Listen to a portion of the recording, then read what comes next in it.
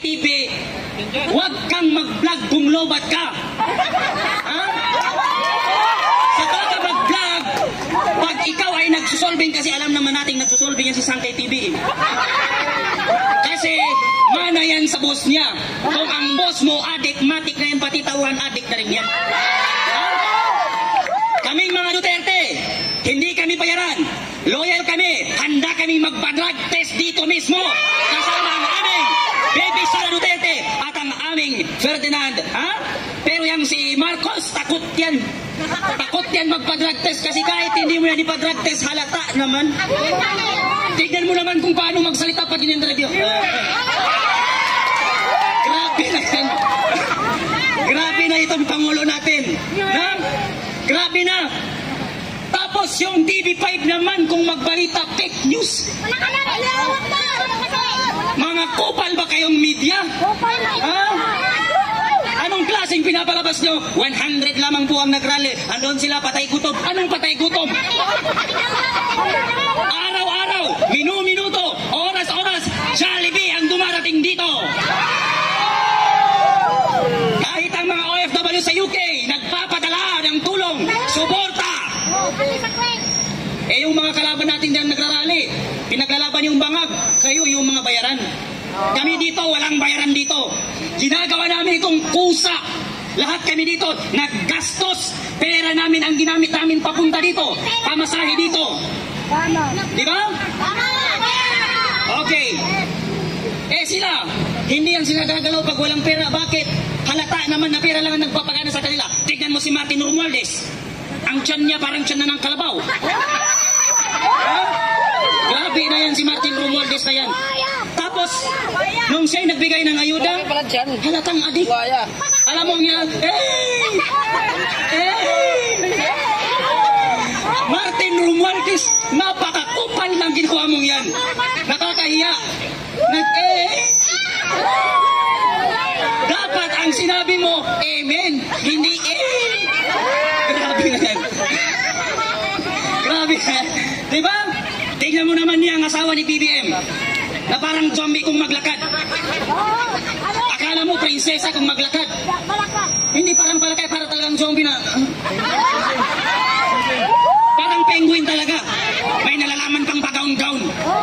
Robot naman parang penguin. Ha? Grabe na talaga. Kaya, tinatawagan ko ang mga kapwa kung mag-aaral, mapapublikong eskwelahan o mapaprivate, halina't sumama. Sa rally tayo ay magtulong-tulong at ipakita natin sa sambayan ng Pilipino na kaya natin babagsakin at pababain sa pwesto ang mga adik na nakaupo na mga crocodile na yan. Diba? Luzon, Visayas, Mindanao, Itbulaga. Ha? Nabudol tayo. Napakalaking pagkakamali. Kung hindi lang dumikit yang si BBM kay Sara Duterte, kahit kagawad man ang takwingan, hindi man yan mananalo. Bakit? Tignan mo kung gaano sila kawalang hiya at kung gaano sila kawalang utang na loob sa Duterte. Noong namatay si Ferdinand Marcos, ilang presidente ang dumaan, yang tatay nilang yawa na yan hindi malibing-libing. Ngayon, naging presidente si Rodrigo Roa Duterte, ipinalibing ang kupal na tatay mo, Marcos. Ipinalibing ang tatay mo. Ngayon napalibing ang tatay mo at ikaw ang naging presidente ng Pilipinas. Wala ka mang utang na loob. Ikaw man yung unang bumira sa Duterte administration. Tignan mo ang pinagkaiba noong panahon ni Duterte at ngayong panahon ni Marcos. Noong nangampanya si Marcos, pag ako ang nanalo, taas noong nagsasabi, ang 1 kilong bigas ay 20 pesos na lang. Ngayon siya ay naupo sa pagkapangulo. Ang 1 kilong bigas naging 60 pesos. Mas lalong mumahal mo, no? Tapos ano ang naging mura? Ang shabu, mura na ngayon. Shabu doon, shabu dito, shabu doon, red doon, shabu lahat. Bakit? Kasi pangag ang ating Pangulo, adik na adik pa rin ang pinamumunuan. At ang mga adik ngayon, hindi na sila natatakot. Tinatawanan lang nila ang presidente.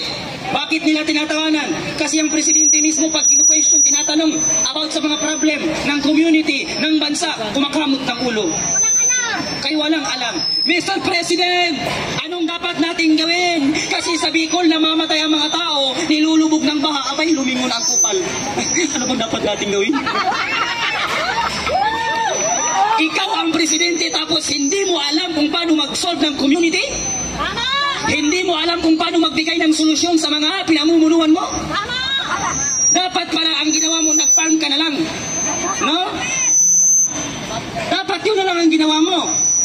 Kasi hindi ka pala marunong mag-solve ng problema ng bayan. Kaya ang dapat mong gawin, bumaba ka na dyan sa pwesto. Sapagkat hindi kami titigil hanggat hindi ka bumababa sa pwesto. Ngayon, walang bayaran dito. Walang gutom dito. Tignan mo naman ang mga tiyan namin, lumalaki na, lumulogo na ng Jollibee. Jollibee, Duterte tayo. Ngayon, sabayan niyo ako kasi kahapon meron din tayong ginawang kanta. Ngayon meron na naman tayong bagong kanta. Pag sinabi kong bangag, sabihin niyo, Marcos, bangag! Bangag! Pag sinabi kong bangag, sabihin niyo, Marcos! Bangag! Di ba? Bagong presidente, bagong balyo. Walang prinsipyo, walang isang salita. Si Marcos yan, si BBM, bangag na Pangulo. Di ba? Noong panahon ni Tatay Digong, napakaganda na ipagmalaki mong isa kang Pilipino. Pero ngayon, nakakahiya na isa kang Pilipino dahil sa namumuno sa atin. Walang alam. First time pa lang na pagkaupo sa pagiging presidente, ang ginawa, pumunta ng ibang bansa. Nakikasal pa dun sa kasal ng anak ni Sultan Bulkiah. Di ba? Paano kaya kung ang inabutan niya yung Marawi City? Di ba? Ano kaya ang gagawin niya? Pupunta siya ng New York City, magbabakasyon. Tingnan mo si Tatay Digong, anong ginawa? Pumunta ng Marawi, nakibarilan pa. Di ba? Tapos kung dumating ang COVID-19, doon mo makikita kung gaano katalino at kagaling ang namumuno sa ating bansa. Kung si BBM lang yun, sigurado ako, siya ang unang mamamatay ng COVID-19. Grabe na ba? Kaya ito ang pananawagan namin sa inyo, Mr. President, at pati dyan sa kasama mo, si Martin Romualdez, Tambaloslos, bumaba na kayo sa pwesto at kung maaari, humanap na kayo ng ibang bansa sapagkat hindi kayo nababagay dito sa Pilipinas sapagkat kayo ay isang malaking sagabal at malaking nagpapahirap sa ating bansa. BBM, naghihirap na ang ating bansa, naghihirap na ang mga Pilipino sa kahirapan na hindi mabigyan ng solusyon dahil sa inyong mga politika na mga buwaya. Kayo lang ang nakikinabang, kayo lang ang nagpapakasarap, kayo lang ang nagpapakasarap dyan sa gobyerno. Bumalik na kayo sa Hawaii, natutulog kayo sa aircon, ang mga tao natutulog sa lansangan, kumakain kayo ng kung ano-ano. Tignan mo ang mga butante na bumoto sa'yo, halos tain na ng aso ang kainin niya sa sobrang kahirapan. Bakit? Ang mga binuboto natin, puro adik, puro kurap. Lalo na yan sa mga congressman na yan, yang si Patwa na walang alam kung hindi. Yes or no? Yes or no? Pag nag-explain ka, no, yes or no? Content kita dyan, content kita. Grabe naman, ipinatawag ka, tapos pag nag-explain ka, no, yes or no lang ang answer. Ano yan? Grabe naman yan. Pumunta ka naman sa Senado, ganun din. No, Mr. President, yes or no? Yes or no? Tapos ano ang nangyari sa kanila? Noong inimbestigan nila si Tatay Digong, nabaliktad ang situation kasi sila ang naimbestigan, lalo na si Risa Ontiveros. No? Kaya wala pala siyang alam. Bakit ka pumasok sa Senado? Hindi ka naman abogado. Wala ka namang alam sa mga rules. Di ba? Wala kang alam. Tapos bigla kang magsisenador. Anong gagawin mo? Magbilang ng mga butiki? No? Grabe na yan. Tapos isa pa itong si Raul Manuel na yan. Raul Manuel! Nananawagan kami sa iyo dahil ikaw daw ang representative ng kabataan. Kupal ka, Raul. Hinihingi namin sa iyo, tumigil ka na sa pag-recruit mo sa mga kabataan para maging PNP, para pumunta sa taas ng mundo at kalabanin at patayin ang mga pulis at ang ating mga kasundaluhan. Tapos kung maka-question ka at alam mo ang right mo, tignan mo yung TikTok niya, ay puro sayaw.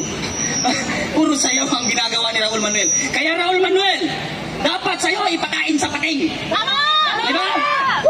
Dapat sa'yo ipakain sa pating. lasing sapagkat walang pakinabang ang sambayan ng Pilipino sa inyong lahat dyan na mga kurakot, mga crocodile.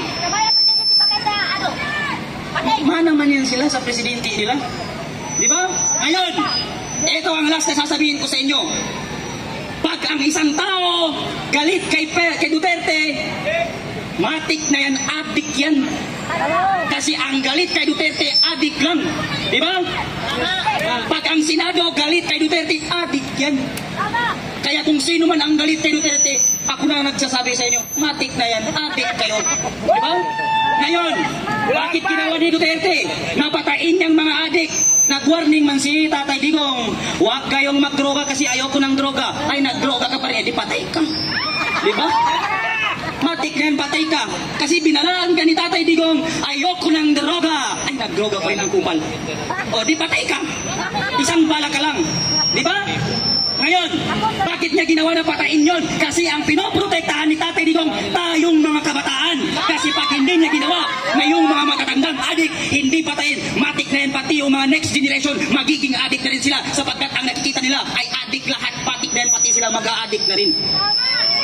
Kaya tayo ay magpasalamat ng mga kabataan at naupo at binigyan tayo ng Panginoong Diyos na isang matalino at magiting na presidente. Yan ay si Tatay Digong at isusunod na natin ang mas matalino kaysa kay BBM. Walang iba kung hindi si BP Sara Duterte na siyang magiging ating Pangulo dito sa Pilipinas. Huwag nating hayaan sa 2028 na tayo ay bumoto sa mga kritikong tao, sa mga adik na tao at sa mga buhayang tao na yan, mga kapatid. Hanggang dito na lamang. Thank you.